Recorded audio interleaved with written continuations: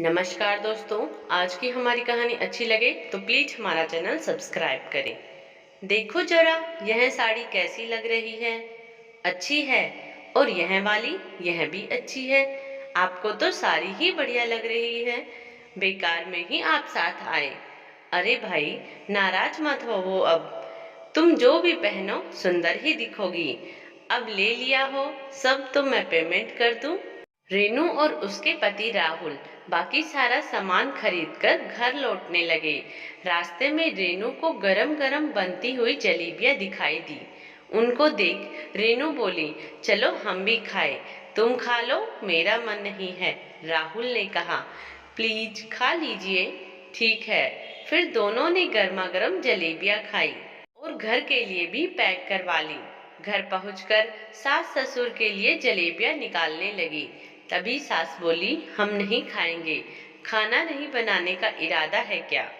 ऐसा नहीं है मम्मी जी, आप पहले यह खा लीजिए, तब तक मैं भी खाना बना रही हूँ। जानती हो, बाहर का खाने से हमारे पेट में जलन होने लगती है। चलो अच्छा, एक तो खा लेते हैं। फिर रेनू खाना बनाने रसोई में चली गई। तभी सास सामान के पैकेट को खोलकर देखने लगी। अरे तुम लोग तो राशन का सामान लेने गए थे, यह साड़ियाँ खरीद कर ले आए। माँ जी, वह पास ही कपड़ों की दुकान थी तो सोचा देख लो। फिर यह साड़ी पसंद आ गई तो इन्होंने दिला दी।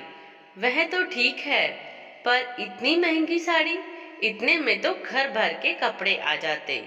बहू, तुम फिजूल खर्ची करती हो। औरतों को पैसे बचाने आने चाहिए। सब राहुल की गलती है, वह तुम्हें कुछ कहता ही नहीं।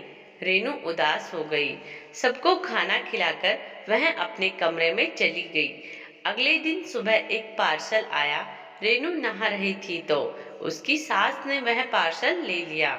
जब वह नहाकर बाहर आई तो सास पार्सल खोलकर देख चुकी थी। उसमें मेकअप का कुछ सामान था। सास गुस्से से बोली, तुम्हारा शॉपिंग से मन ही नहीं भरता? राहुल कमा रहा है और तुम उड़ाती रहो। हमें क्या करना है? हम तो इसीलिए कुछ बोलते ही नहीं। बोलने का तो कुछ फायदा हो तो बोला भी जाए। कुछ छोटी बहू से भी सीख लो। वह कैसे एक एक पैसा बचाती है, कभी कुछ फिजूल खर्च नहीं करती। रेनू की सास अपनी छोटी बहू की तारीफ में लग गई। दोनों आपस में कुछ नहीं बोली। शाम को जब राहुल ऑफिस से वापस आ गया तब माँ जी फिर से शुरू हो गई। बोली, बहू का हाथ बहुत खुला है, बचत करना भी सिखा दो उसे। रात के खाने के बाद जब सोने के लिए रेनू कमरे में आई तो राहुल ने उससे पूछा, माँ ने तुमसे कुछ कहा है क्या?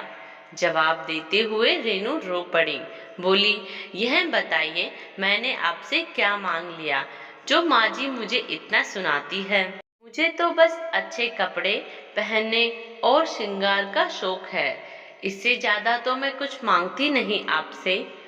राहुल ने रेनू को प्यार से गले लगाते हुए कहा, तुम्हें मांगने की जरूरत नहीं, यह तुम्हारा हक है।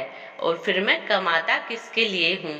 अगले दिन राहुल ने माँ से कहा, माँ, आपको रेनू से ऐसे नहीं बोलना चाहिए था। वह पत्नी है मेरी। जिस तरह पिताजी ने आपको सारे हक दिए हैं, रेनू को भी मेरी कमाई पर पूरा हक है। और छोटी बहू इतनी ही समझदार है तो आप दो लोग 2 दिन भी उनके पास रहना क्यों पसंद नहीं करते? इस बात पर माँ जी बोली, हमारी मर्जी। नहीं माँ, मैं बताता हूँ। आप छोटी बहू के पास इसीलिए नहीं रहती क्योंकि वह आप लोगों के रहते हुए भी उतना ही दूध साग सब्जी लेती जितना वह हमेशा लेती है, और फिर आप लोगों को पूरा नहीं पड़ता। वह हर चीज में कटौती करती है। पर आपकी बड़ी बहू रेनू का हाथ खुला है, तभी घर में किसी भी चीज की कमी नहीं होती। वह जब भी कुछ खरीदारी करती आप लोगों का सोचकर कर लेती है।